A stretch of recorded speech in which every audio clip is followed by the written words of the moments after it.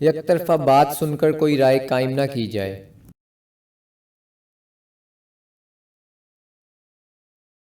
امام شامی رحمہ اللہ کہتے ہیں، میں قاضی شریع کے پاس بیٹھا ہوا تھا، ایک عورت اپنے خاوند کے خلاف شکایت لے کر آئی۔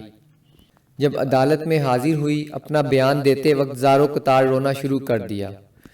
مجھ پر اس کی آہ و بکا کا بہت اثر ہوا اور میں نے قاضی شریع سے کہا، ابو امی، اس عورت کے رونے سے ظاہر ہوتا ہے کہ یقیناً مظلوم اور بے کس ہے، اس کی ضرور داد رسی کرنی چاہیے۔ میری یہ بات سن کر قاضی شریع نے کہا، اے شمی، یوسف علیہ السلام کے بھائی بھی انہیں کنویں میں ڈالنے کے بعد اپنے باپ کے پاس روتے ہوئے ہی آئے تھے۔ تشریح، یعنی یک طرفہ بات سن کر کبھی رائے قائم نہ کرنی چاہیے، دونوں کی بات سنو، دونوں سے خوب حالات معلوم کرو، پھر فیصلہ کرو۔